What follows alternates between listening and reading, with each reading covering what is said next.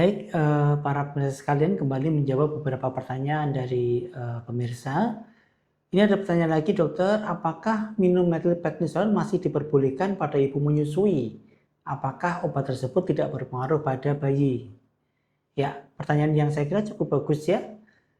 Jadi ada beberapa obat yang memang dikategorikan sebagai kategori C yang dia menimbulkan efek pada janin ya, pada percobaan binatang gitu. Termasuk methylprednisolone ini pun juga kategori C pada ibu hamil. Dan pada ibu menyusui dipastikan bahwa methylprednisolone ini pun juga dikeluarkan lewat ASI juga, walaupun tidak 100% gitu ya. Ada yang mengatakan 1/8, ada yang mengatakan 1/4 dari kandungannya tersebut akan dikeluarkan lewat ASI gitu. Sehingga kalau obat apapun jika dikeluarkan lewat ASI, maka tentu dia akan berdampak pada janin.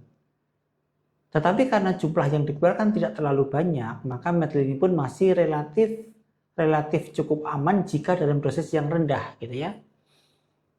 Efek samping apa pada janin yang terjadi? Ya tentu efek samping karena penggunaan steroid. Misalnya bayinya jadi moon face, jadi gemuk misalnya. Atau bayinya kemudian kalau dalam jangka panjang jadi bermasalah di tulangnya misalnya. Atau nanti bermasalah pada tempat-tempat yang lain yang karena methylprednisolone gitu. Maka sebaiknya kalau sedang menyusui tidak mengkonsumsi steroid ataupun methylprednisolone atau dikonsumsi dalam jumlah dosis yang sangat rendah. Efek yang berikutnya adalah ternyata methylprednisolone ataupun steroid ini akan mengurangi produksi ASI.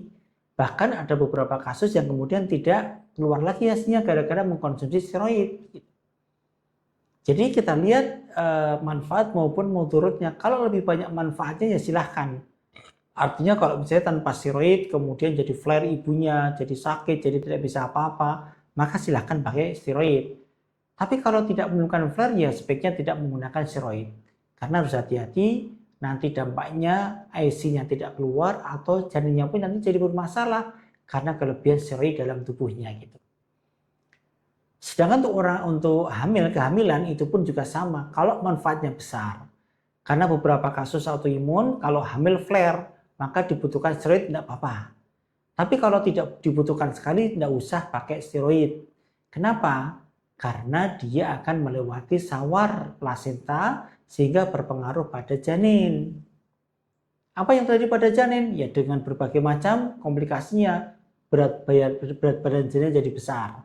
Jadi nanti akan lahir bayi yang besar, gitu ya.